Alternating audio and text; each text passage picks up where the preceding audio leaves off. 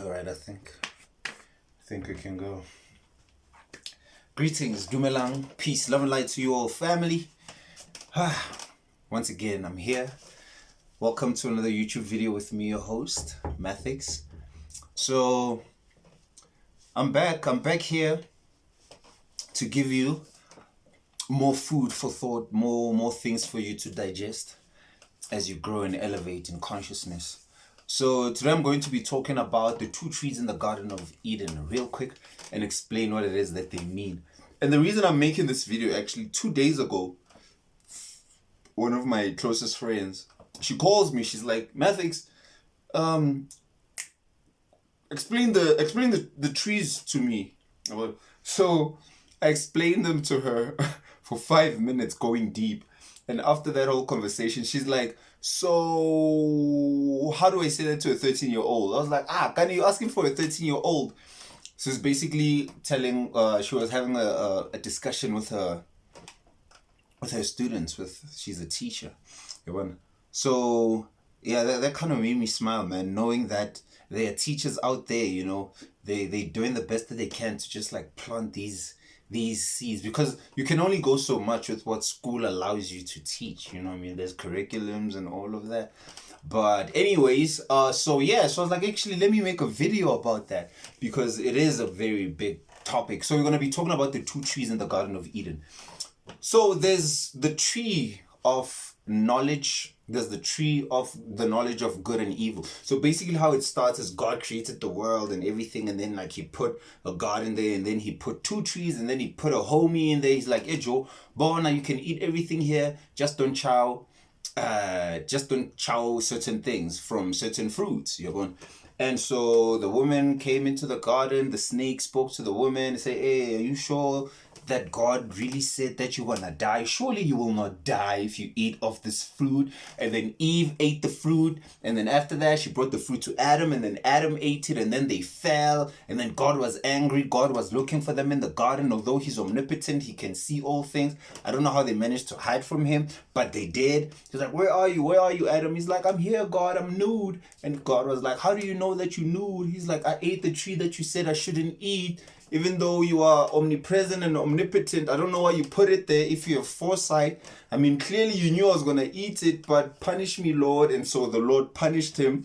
It's like, you've eaten of this fruit. Now, when your woman is pregnant and she's giving birth, she's going to scream, and she's going to hit the snake, and she'll step on its head, and you're going to till the soil and all of that.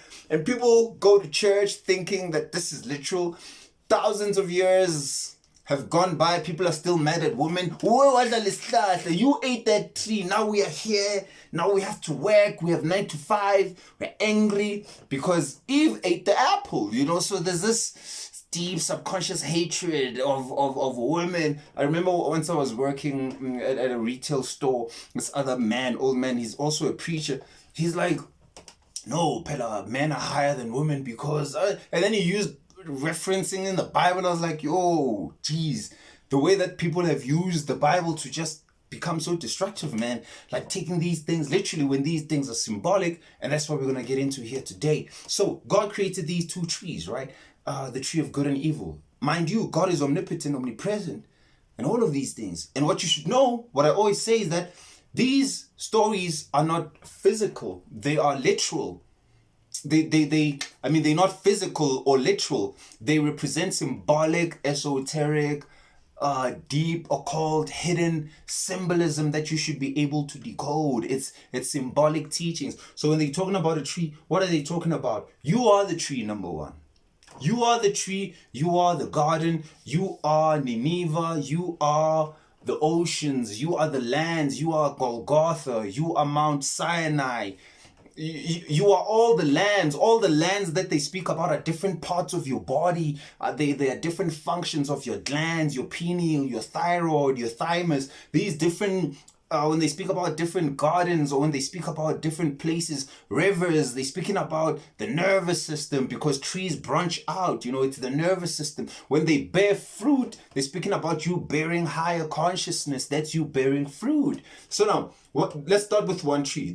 So Eve ate the tree, the apple, because the snake came up to Eve and was like, hey Joe, we're gonna eat this shandies, Joe. Eat this thing, Joe, surely you won't die. And then Eve got tempted and then she ate it. And then after she ate it, she gave it to Adam, and then Adam ate it. And then there they fell. Now what does that mean? Okay, first of all, let's start with the snake.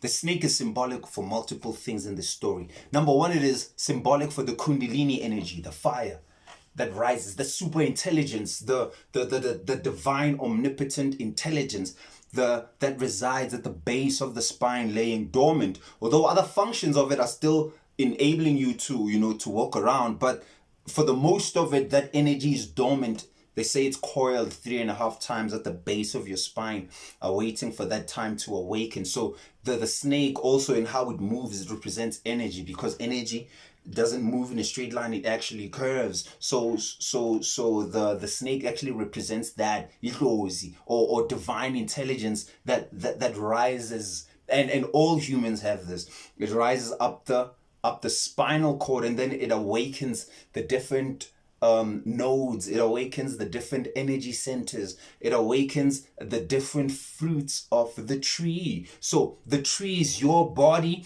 and now the tree of good and evil is right here. It's the polarity. It's the right brain and the left brain. Remember, left brain, right brain. You are a dual being. You have positive and negative inside of you. One part of your body is more dominant than the other. That's just, it's electricity and magnetism. That's all it is. That's what's happening here. So now let's take it back to the primordial states before incarnation into flesh. So before your soul came into the physical plane, you existed in these high states, and you were just this amazing being, but you were divinely ignorant.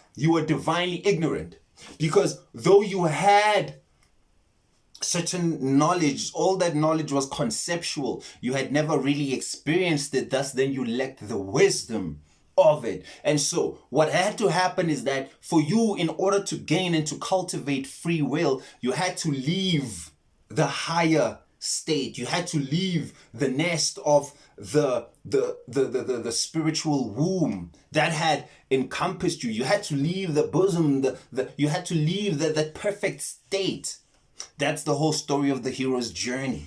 So the garden at first is this perfect, beautiful place, but in the garden, after a while, you just become divinely trapped and enslaved, because it's like, okay, it's perfect. Now what? There's no more room for growth. So when the snake in the garden represented the first redeemer, actually. It's the one that came to you. It's that divine intelligence that was like, something can be done here. We can evolve. But in order to evolve, we're going to have to fall.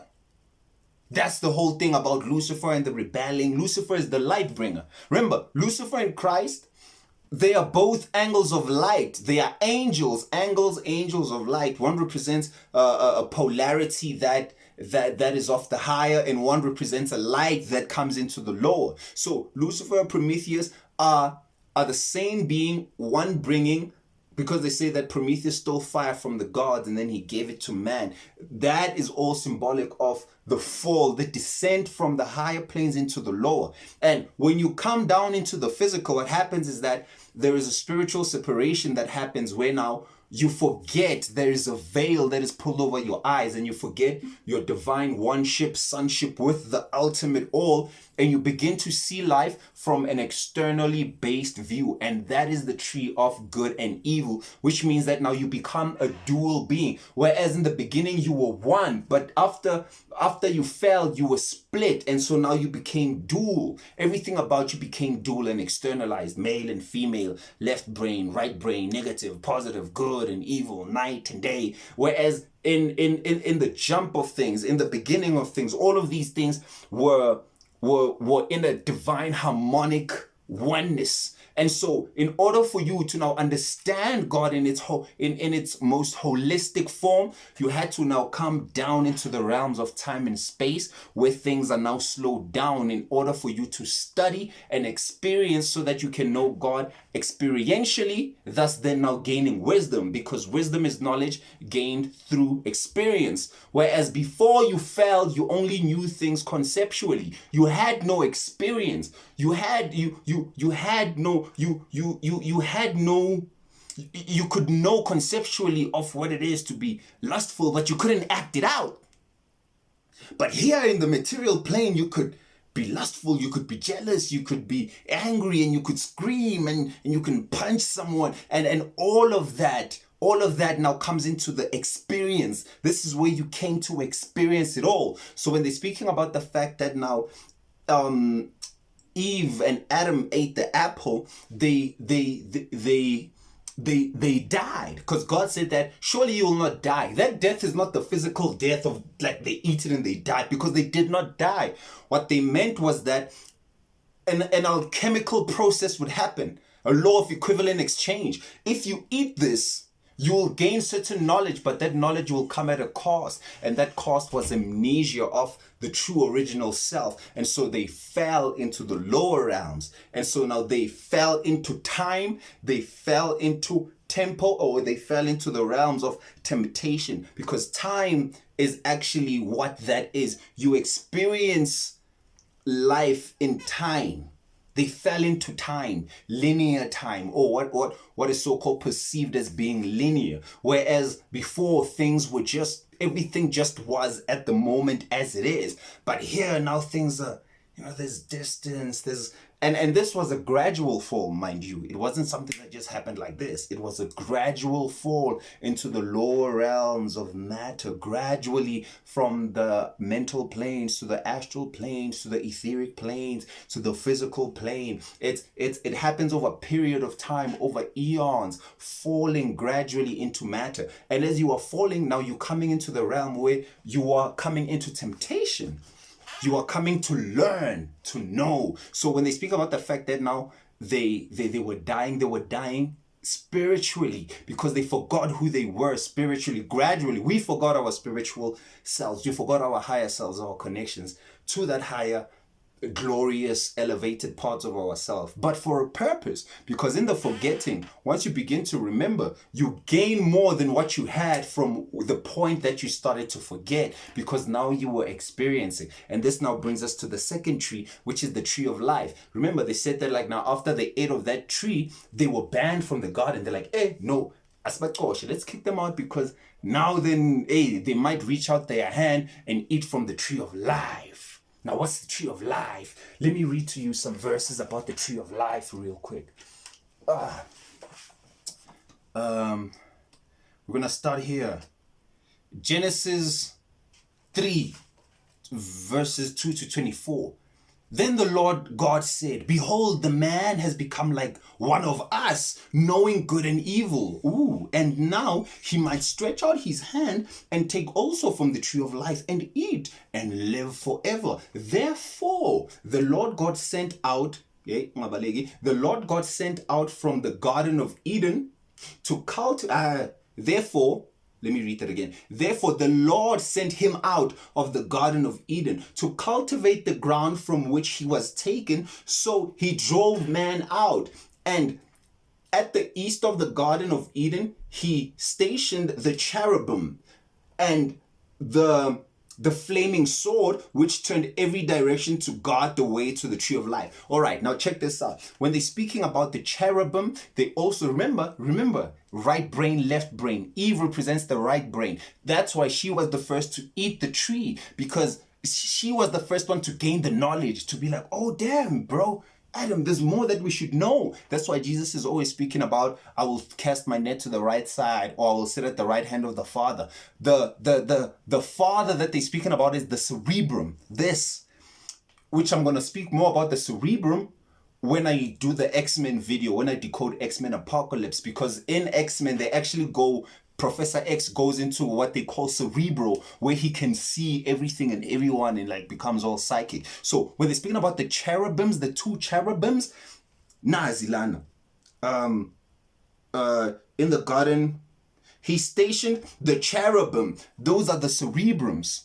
The cerebrums are those because they are guarding. Now, the pineal gland represents those earlier primal worlds. So when they fell, the apple is also the pineal gland. So I say, you are the apple of my eye. That eye is the pineal gland that they're speaking about. We're getting deep into it. Look at this. It's beautiful. So now they said that he was kicked out and to cultivate the ground from which he came. So tilling the soil means that now the fruits of the spirit, which is clairvoyance, biolocation, knowing, just understanding, all of that would gradually fall. And now you would have to do things. You would have to physically labor. Whereas before, examples still remain in your dreams, because in your dreams you manifest instantaneously. You think things and they manifest. That was a state that you fell from. Dreams are not just no, those are states. But we'll get into that. Cover this one now. That's Genesis 22 to 24. Now Revelations 22 verse 1 to 2 says, then he showed me a river of the water of life, clear as a crystal, coming from the throne of God. The throne of God is the head. The throne of God is the head. The river also represents the blood in you. It also represents the cerebrospinal fluid, or what they call the land of milk and honey. When you begin to rise, then your brain begins to release certain chemicals that bathe you. There's a verse that speaks about this honey that was dripping down the beard of Aaron, and all of that is symbolic of the Christos or the Christos. Christ meaning an oil. So once you get to a certain level of consciousness, your pineal gland, your hypothalamus, and your pituitary gland, they begin to release certain things. Those are the three kings also that guided when Jesus was being born. Those are the three glands in your body. Coming from the throne of God. The throne of God, the throne is the head of God. God is the higher consciousness, higher faculties, the head. And the lamb in the middle of its street. On either side of the river. Remember, you're a dual being. On either side of the river, you have a negative pole and a positive pole. The balance. On either side of the river, there was the tree of life, bearing 12 kinds of fruit, yielding its fruit every month, and the leaves of the tree were for the healing of the nation. Oh, okay, good. I'm still recording. Let's look at this. Look at this. Look at this beautiful thing. On either side of the river, there was the tree of life, bearing 12 kinds of fruit. What is that? 12 signs of the zodiac. When you... Hey, let me attack you with your divineness now. Let me get you. Let me trip you out. When you are born into one sign. You are like me. I'm a Libra. That's my sun sign. But my moon sign is Cancer. So you are born into a particular sign. You're a Taurus. You're an Aries, a Gemini, a Pisces, an Aquarius. You're a Virgo, you're a Leo, I mentioned Gemini. You are what? Capricorn, Pisces. You are all these different signs, right? So you are born into one sign, but you have the 12. The 12 are still present. So to become complete, you must basically become the Christ, which is the 13th, which is the center point. You stand at the center, and then from there on, you discipline all your disciples. The 12 disciples are the 12 constellations. The 12 constellations also represent certain neurons in your head, because remember, as above, so below. You are not separate from what the universe is. Stop believing in these lies that they teach you in school. There is no difference between what is inside of you and what is outside of you. It's the same phenomena. The seasons, when the earth and the universe has seasons and cycles, and those seasons and cycles of the universe also relate to you. There's seasons and cycles that happen inside of you. You see? So when they're speaking about now the tree bearing 12 fruits, the tree of life that bears these 12 fruits, you are the tree of life. And once you eat of the tree of life, they say that you will live forever. That's because now you, as the saint, as the 13th, you would have disciplined your disciples. You would have disciplined all the different aspects of man, what in psychology they call archetypes. Because the 12 disciples represent different things. They represent strength, power. They represent different things. I have a video that speaks about the 12 disciples. Just scroll down, you'll see it there. And it'll tell you what Peter, what Simon, what all of them represent inside of you. Others represent will. So now when you master yourself, what happens? Let's hear it from this verse. Blessed are those, let's take it from here. Oh, before I jump there, cover. And they say that, and the leaves of the tree were for the healing of the nation. Okay, no, let me leave that. No, let me not leave that. Cover this. The leaves of the tree, they are the ones that are the most external of the tree skeleton. They're the ones that show you the seasons. Oh, now they're orange, now they're brown, now they're green. Those are basically what show you the cycles. And those which show you the cycles are what shamans and healers, that's what they use to make medicine, to make different, concoctions. It shows you changes. It shows you cycles. And because those things can affect you, it shows you just how related you are to trees. So you now, with your thoughts are the leaves. You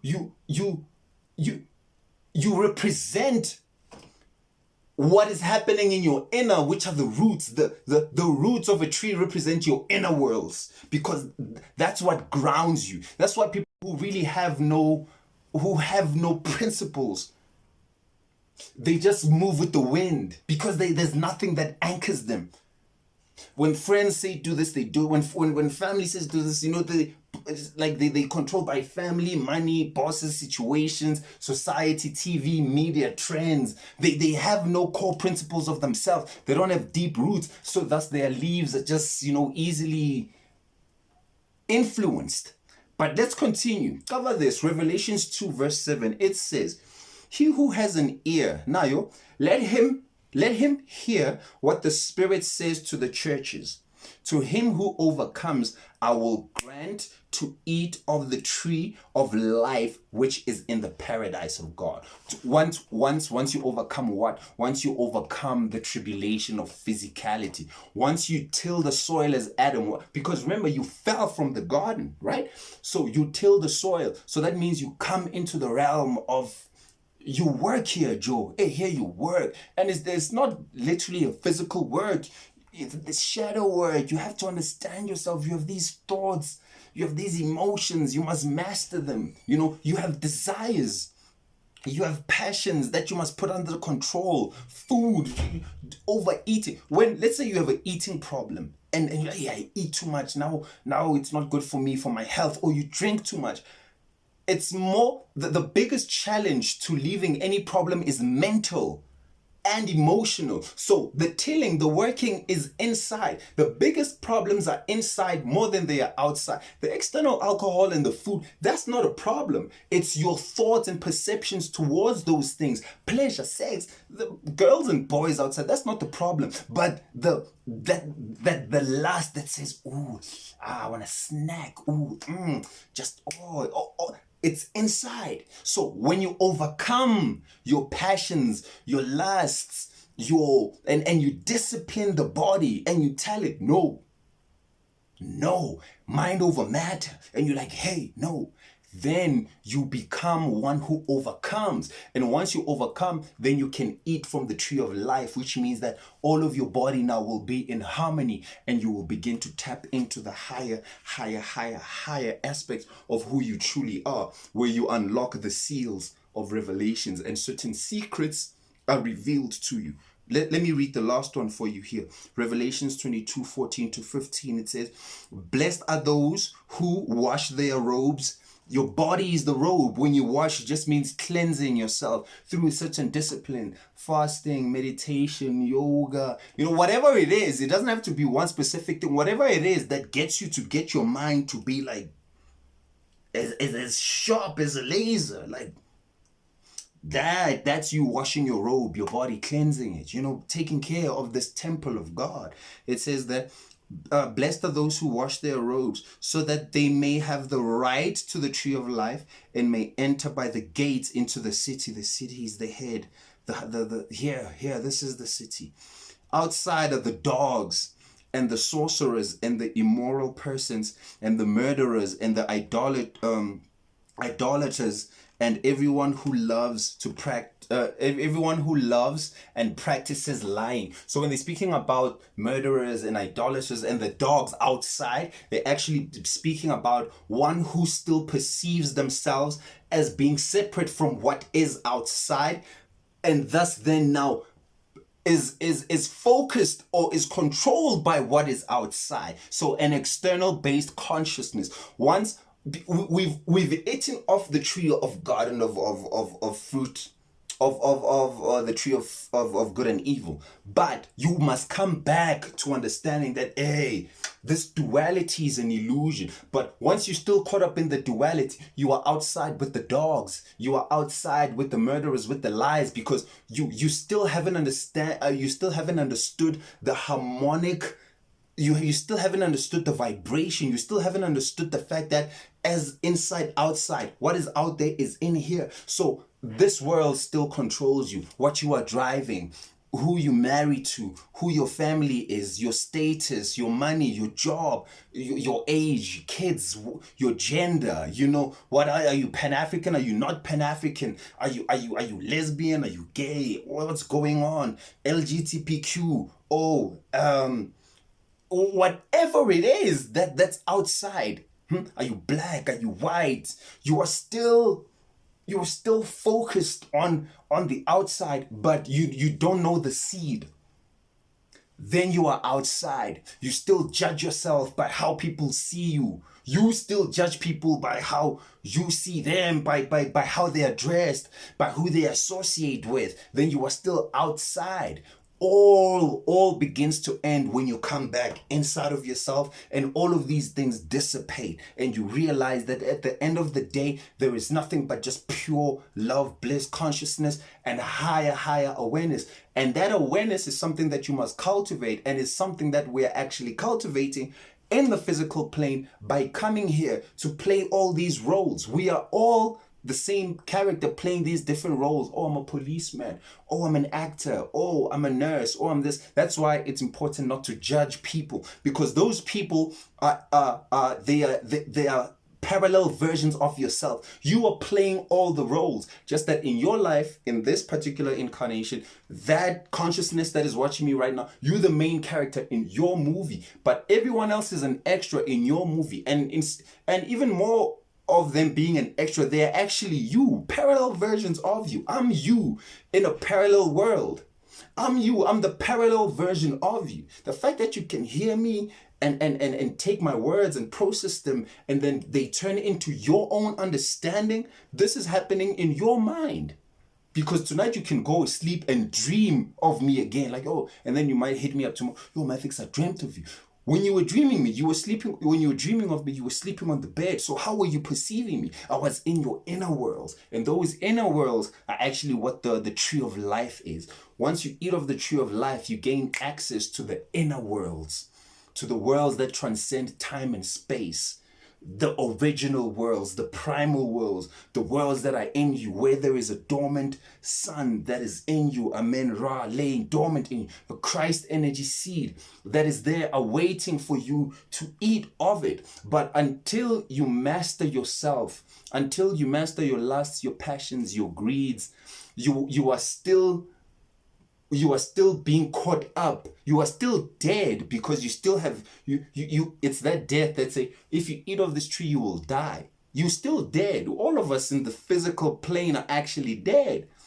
When you leave the spiritual plane to come into the physical plane, you die in those realms and you incarnate here. And then when you die in these realms, you actually birthed in the real realms, where they like, oh, welcome back.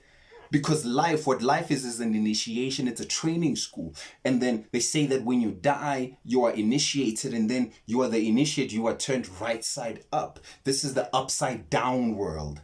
This is the upside down world. If you watch maybe movies like Us, where there's the people underground, or you watch Stranger Things and there's an underworld, all these movies, there's always these people underneath. This is purgatory. This is the lower realms. This is hell, because here you've forgotten about your true state. So you had to eat. Oh, another thing before I forget, that my friend said that one of the kids asked her, which I've also heard, is Vele, this kid asked, like, why did God put the tree there in the first place? And that's a good question.